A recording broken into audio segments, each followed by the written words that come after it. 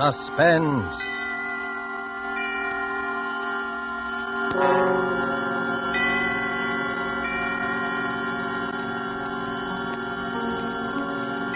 This is the Man in Black, here to introduce Columbia's program, Suspense. In Hollywood this evening, our two distinguished stars are the lovely actress Margot and the polished young actor from Holland, Mr. Philip Dorn. A story by John Dixon Carr dealing with strange, very strange happenings aboard an ocean liner and called Cabin B13 is tonight's tale of suspense. If you have been with us before, you will know that suspense is compounded of mystery and suspicion and dangerous adventure. In this series are tales calculated to intrigue you, to stir your nerves, to offer you a precarious situation and then withhold the solution until the last possible moment. And so with Cabin B13 and with the performances of Margot as Anne Brewster and Philip Dorn as Dr. Karl Heinrich, we again hope to keep you in suspense.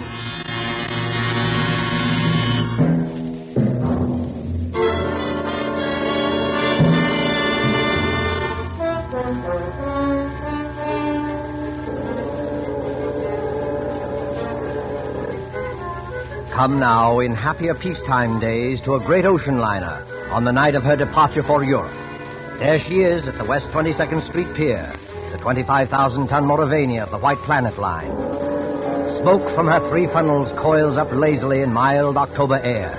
You can see the decks, white and shiny like shoeboxes, and the string of lights along them, and the band standing by on A deck to play her out. You can hear the murmur of an excited crowd and the rattle of the steam winches as cargo is lowered into the hold. You can see the bustle of activity and the second officer standing at the head of the gangplank as two rather late passengers hurry through the customs shed towards that gangplank. It's all right, Ricky. We are not too late. No, and I thought we'd be in time. A honeymoon in Europe. 3 whole months with nothing to worry about. That's right, dear. And you've been my wife for, let's see, practically 5 hours now. I believe the correct phrase is it was so sudden, Mr. Brewster. So sudden that we have to travel on our own passports instead of a husband and wife one. I hope they don't think you're not an honest woman. I'm going to act like a complete wanton just to devil you.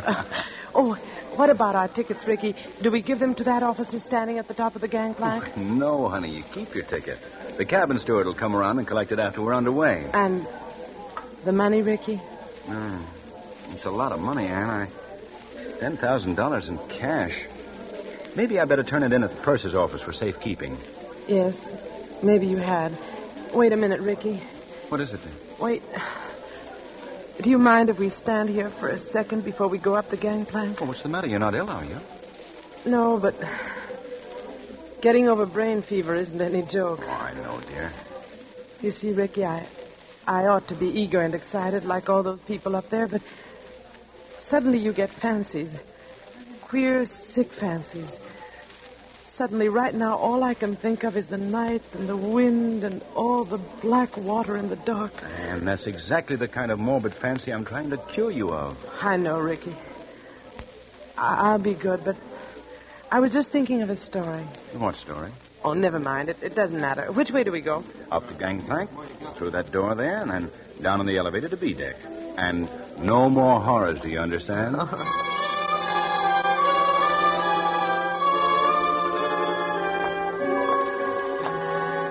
Here we are, Anne. B deck and cabin number... Good Lord. B13. B13. You're not superstitious, are you? Why, no, dear. Not about things like that. Open the door. Here we are. Lights on and... Oh, Ricky, darling. It's a beautiful cabin. Well, best I could get. Well, they've got our luggage in anyway, and... Over there, madam, you'll find a basket of fruit and some books from your obedient servant. Oh, you are nice to me. And I'm feeling so much better, Ricky. I will be all right, darling. Of course you will. But you won't find any detective novels among those books. Please, Ricky. Detective novels may be all right for presidents and college professors, but they're straight poison to you. You'll read love stories and like it. You know, Ricky, I keep thinking and thinking about that story I mentioned. Oh, what story, dear? It's an old one. You probably know it, but it was new to me. A woman and her daughter arrive in Paris and go to a hotel. Oh, you mean the old Paris exposition story? Yes, that's it. The daughter goes out. When she returns, her mother has disappeared. And even the hotel room isn't the same. The proprietor of the hotel swears the girl came there alone and that there never was a mother. The whole room is different when she goes back to look at it. The girl goes to the police, and they won't believe her, and she's nearly crazy. Of course, it turns out that the mother has caught bubonic plague and died, and they're hushing it up so that the visitors won't keep away from the city and ruin the whole exposition, Anne, but... You've got to stop this kind of talk. I know. But imagine being in a situation like that, with all those queer eyes staring at you, wondering if you'd lost your reason, wondering if your brain had cracked and the whole world might dissolve, and... Listen. That's the last call, Anne. We'll be underway any minute now. You know, Ricky, I would like to see the skyline go past and the Statue of Liberty and the rest of it. Oh, then why not go up and see it? I've got to deposit this money in the purser's office on C-Deck. But I don't like you to leave me. Oh, now look here, dear. You don't think I'm going to disappear, do you? I suppose I don't really. When I get these ideas, and I can't help it, Ricky, I wish you'd wallop me. Well, I'm not going to wallop you, Anne, but you've got to stop being afraid. You certainly won't disappear in a crowded ship with any number of people all around you. And as for me, I defy Houdini himself to make me vanish. Don't talk like that. I'm not going to vanish, and neither is this cabin, dear. Now, run along. I'll join you on deck as soon as I can. All right, Ricky. I'll be good.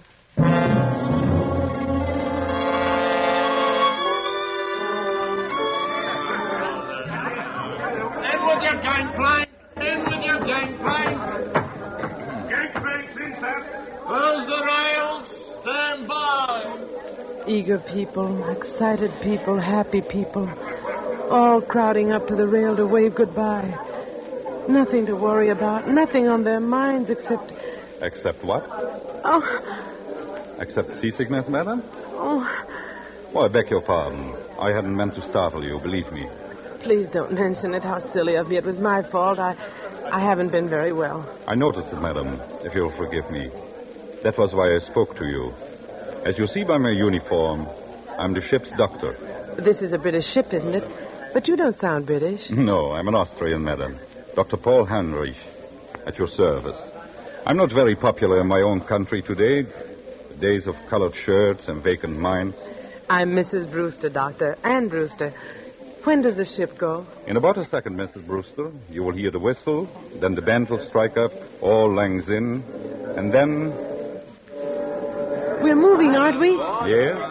Don't you feel the vibration of the engines?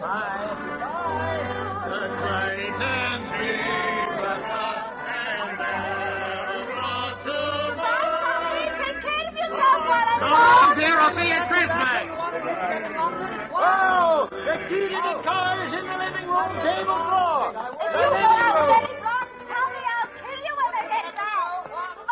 Living room, Susie. Yes, dear, of course I'll behave myself in Paris.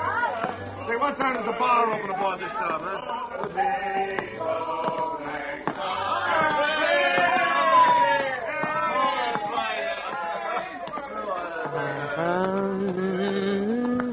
I imagine this is not your first crossing, madam. Oh, I'm afraid it is, Dr. Heinrich. My husband's crossed many times, he tells me, but not on this ship.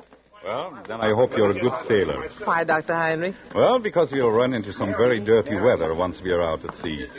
October is a very bad month for traveling. Well, if I do get seasick, Doctor, I'll rush straight to you, and I'll expect to be cured. Let me tell you a secret, madam. There are two common ailments for which medical science has no cure. One is ordinary seasickness, and the other is hangover. Tomorrow morning I shall be dealing with both. And enjoying it? Oh, no. Sympathizing with it. That's all I can do. How do you like the Mauravania? Oh, it's a magnificent ship from what I've seen of it. And you know they've given us a very nice cabin down on B deck, B13. What's the matter? Why are you looking at me like that? I beg your pardon. Did you say B13? Yes. Why not? You're quite sure of that, madam? Why, yes, of course I'm sure of it. I saw the number on the door. Why not? Well, because Go on, Dr. Heinrich.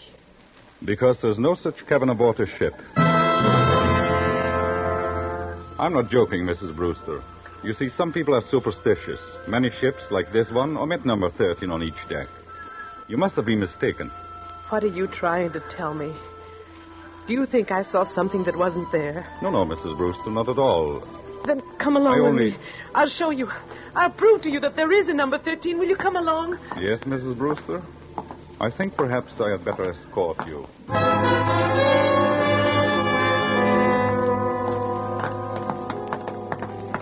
Stewardess. Yes, miss. Yes, ma'am.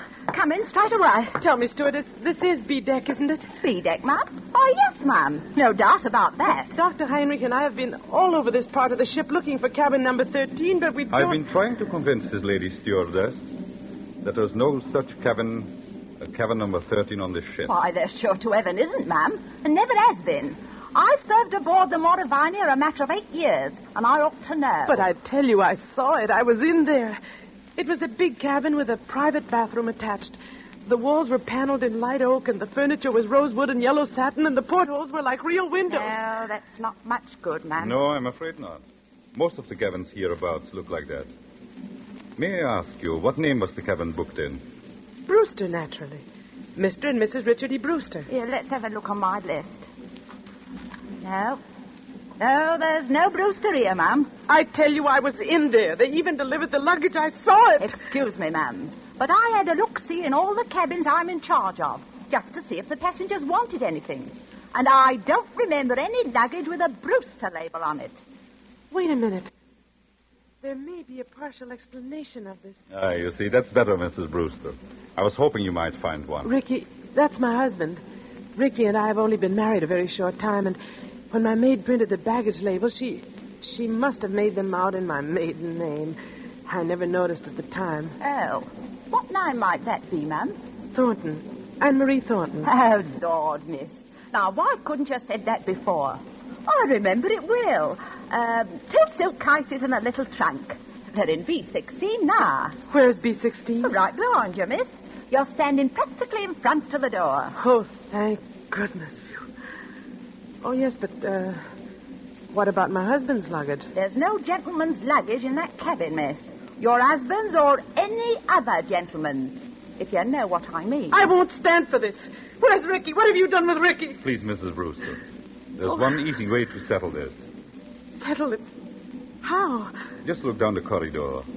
You notice the man coming towards us? The man with the 2 gold stripes around the sleeve? Well? That's Mr. Marshall, our second officer. Did you ever see him before? Yes. Yes, of course I have.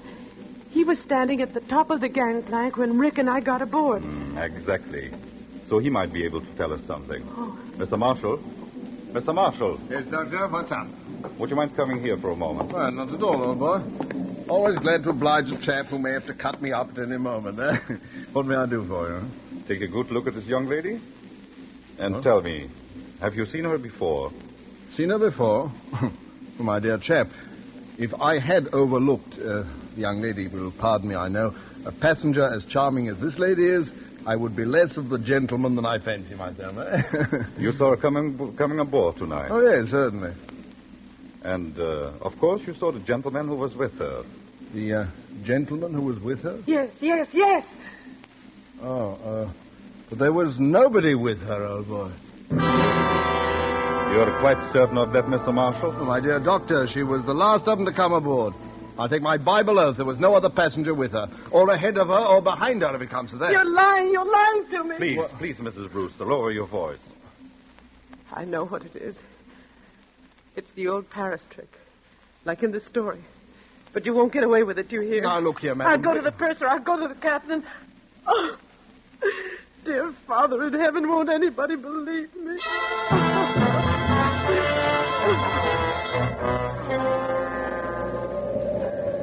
Later that night, in the captain's room just abaft the bridge, there is a conference of ship's officers. Outside, stung by spray clinging to the bulkhead rail in the dark, a frightened girl waits until the door of the cabin's room opens. Will you bring the young lady in, Dr. Heinrich? Close the door. Yes, sir. Here we are. This is Captain Wainwright. Now, just tell your story straightforwardly, and please don't excite yourself. Well, maybe we can get some decision into this matter. Will you sit down here beside my desk, Miss Thornton? My name is Brewster, Captain. Mrs. Ann Brewster. Whatever you say, Mrs. Brewster. Thank you very much, Captain. I might tell you, ma'am, I've got a lot on my mind already. My first officer comes aboard with an attack of flu. I'm facing an equinoctial gale short-handed, and now this has to happen on top of it. I'm terribly sorry I can't help that, Captain. But I want to know what they've done with Ricky. Just one moment, please, while I get this straight. By this time, I understand you yourself have personally interviewed practically every single passenger aboard this ship. Is that true? Yes, it's true. But your alleged husband is not here. Is that true? Yes, that's true, In but the meantime, the purser has sent a squad of men to search this ship. They've searched every inch of it. You can take my word for that. There's nobody hidden. Your husband's not here. According to Mr. Marshall, who's standing over there... I see him. According to Mr. Marshall, he never was here. Oh, hang it all, Miss Thornton. You needn't glare at me like that. We couldn't see the chap. He wasn't there, now could we? Be quiet, Mr. Marshall. Yes, I'm sorry. No, I'm not unreasonable, Mrs. Brewster. I think you'll admit that. But what can I do? What can I say? Can you offer any proof, even, that this husband of yours ever existed? Proof? Yes, of course I can. Excuse me for interrupting, but would you mind, Captain, if I ask a question or two? No, Doctor, go ahead. I tell you, I'm going daft myself. If you were married, Mrs. Brewster, you must be carrying a joint husband and wife passport. Where is that? Well, there wasn't time to get one. We each carried our own passport. Oh, I see. But still, there must be someone back in America who can confirm what you say if we got in touch by radio telephone. Your parents, for instance. I haven't got any parents. They're dead. What about relatives, then, or a guardian? My guardian is a trust company. The administrators don't even know I'm married. But somebody must have performed the ceremony of marriage. The parson, the justice of peace. Yes, of course. But, I can't remember the name of the town. You don't remember the name of the town? Hold tight to your chair, Mrs. Brewster. The ship is going to pitch again. How's the glass looking, Mr. Marshall? Barometer's rising, sir. This weather won't hold long. We shall be into fog before morning, huh? There ain't no fog now, if you ask me. This lady says she I'm terribly sorry, but I'm trying to think of it. It was a little town in upstate New York where they can marry you at a moment's notice. Ricky kept the certificate. I was confused. I haven't been well. No, you haven't. You see, Ricky had been away, and he came back, and I was in love with him, and he sort of swept me off my feet, and... Oh, what's the use? Not much use, apparently. If you'll take my advice, ma'am, you'll go below to your cabin and get some sleep. I'll send the doctor down to mix you a sedative. You think I'm crazy, don't you? I think you're a little overwrought, ma'am. What I can't understand is why. Why should you want to do this? It can't be the bubonic plague this time. Bubonic plague, ma'am? Who said anything about the bubonic plague? Never mind. But I'll show you. You're all against me, except maybe the doctor. But I'll show you. I'll prove it to you. I am going downstairs, and I don't want anybody to follow me. Good night. Good night, all of you.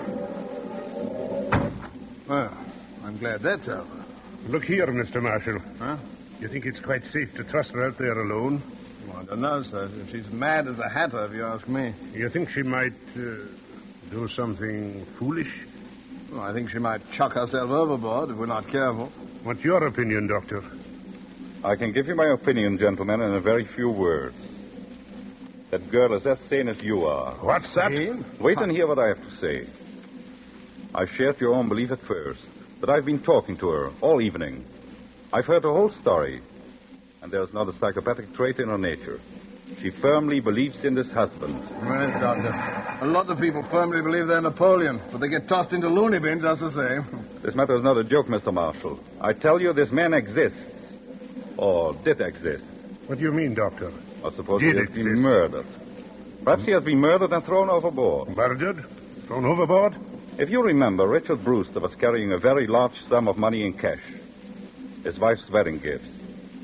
Practically all her inheritance. He meant to go to the purser's office, but he never got there. That money might have been a great temptation. To whom? To a stewardess, perhaps, or even to a ship's officer.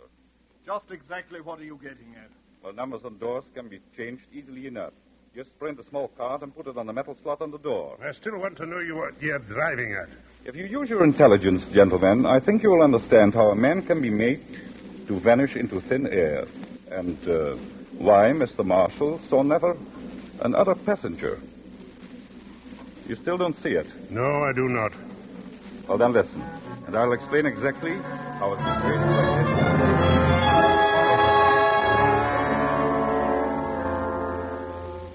this. 4 o'clock in the morning.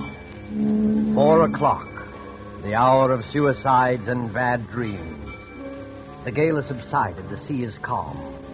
The SS Mauravania creeps blindly at barely 8 knots through a thick and strangling fog. The whole ship is dark and sealed up in sleep.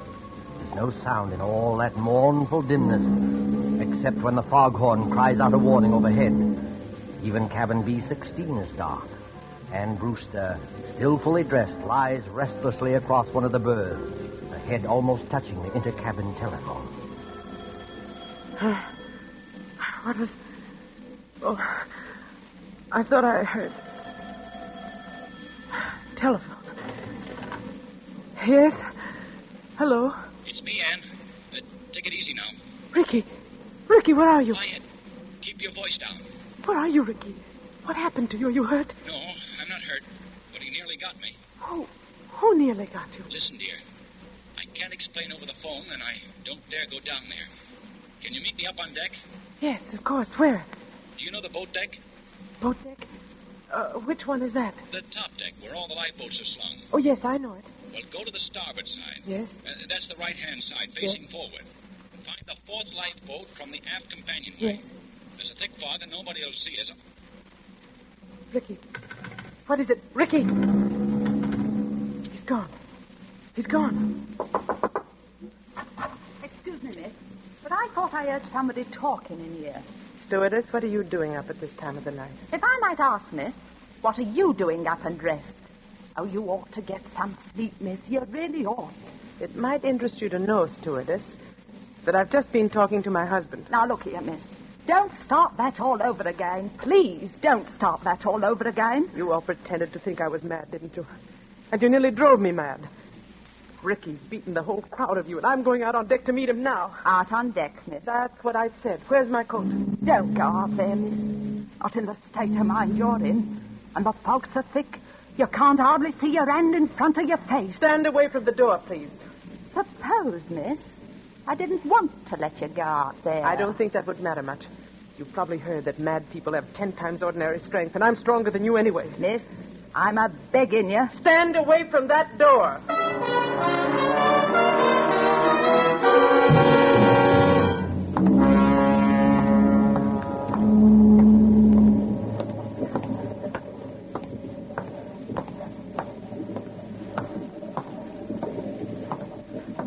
One, two, third. Anne, is that you? Yes. Ricky. Ricky, darling, where are you? Here, duck your head under the lifeboat. You take my hand. But isn't it horribly dangerous out there on the edge? There's no railing along the side of the ship. Don't worry, Anne. I won't let you fall. Look out! Oh, went overboard here. We're well aft near the propellers. The suction would carry you into the propeller blades. And listen. I can't hear anything except the foghorn. Yeah, but I can. There's somebody walking along the deck. And I can see a flashlight moving in the fog. You're quite right, my friend. You can see a flashlight moving in the fog. Dr. Heinrich, what are you doing here? At the moment, young lady, I'm covering both of you with a revolver. Please don't move. So, you were in the conspiracy, Dr. Heinrich. May I ask you what conspiracy? The whole ship's conspiracy to say Richard Brewster didn't exist. My dear young lady, you can set your mind at rest. There never was any ship's conspiracy against you. The people you spoke to were perfectly honest. Including Mr. Marshall, I suppose. Yes, including Mr. Marshall. And what is this all Stand about? back there. I suppose he was telling the truth when he said nobody came up the gangplank before or after me. I beg your pardon. That was not what he said. He said no passenger came up the gangplank at this time. Well, what's the difference? A great crime is arranged for tonight, young lady. No less a crime than murder. Murder? Who's going to be murdered? You are. What? That, I repeat, is a scheme. But there is no conspiracy and only one criminal. Oh. And who is the criminal? The criminal is the man standing beside you. Your so-called husband. Ricky? You don't know what you're saying. I think I do. Marshall, of course, did see someone walk up the gangplank, loitering behind you. But he never dreamt of associating that person in any way with you. He saw a ship's officer returning from shore leave in civilian clothes. A ship's officer? Yes. That man you call your husband, his name isn't Richard Brewster.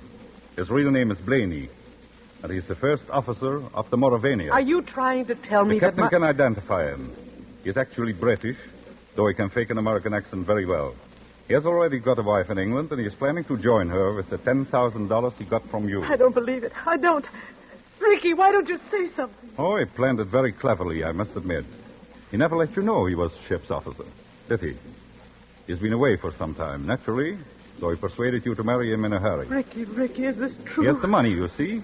All he did was hang a dummy number on the cabin door, remove it later, put on his uniform, and walk away with his own luggage. But Captain Wainwright told us that the first officer had come aboard tonight with... With a bad attack of flu, yes. Our friend couldn't be seen in public until after he disposed of you. The best thing was to convince everybody you were insane, as he did. Then, when you went overboard tonight... They would all believe it was suicide. Exactly. But I began to suspect this Brewster because you quoted him as telling such an obvious lie. He said he had never traveled in the Mauravania, yet he could direct you all over the ship and even knew where the purser's office was. So I went to his cabin, found it empty, searched, and found your $10,000. Look out! Put it down, you fool! Put it down!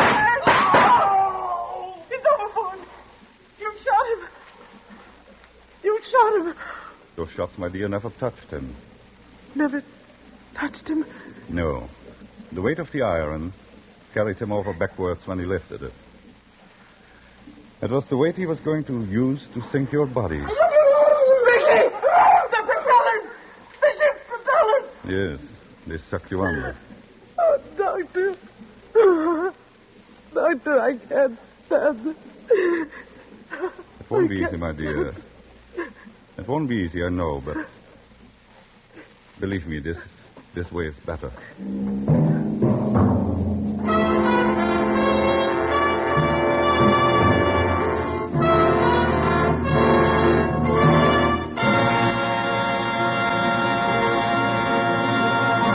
And so closes Cabin B13, starring Margot and Philip Dorn. Tonight's tale of Suspense.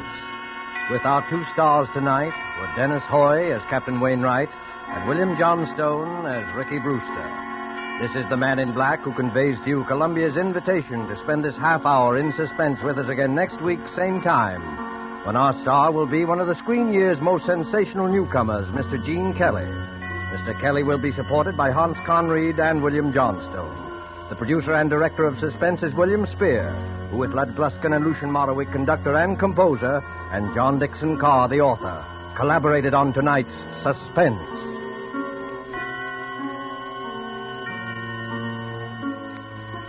Suspense fans, please note that these programs will shortly move to different days of the week. Suspense will come to listeners in Eastern and Central time zones on Thursdays, beginning December the 2nd, and to Mountain and Pacific time zone listeners on Monday, beginning December the 6th. Remember, Thursday, beginning December the 2nd in Eastern and Central time zone, and Mondays, beginning December the 6th in the Pacific and Mountain time zones for Suspense. This is CBS, the Columbia Broadcasting System.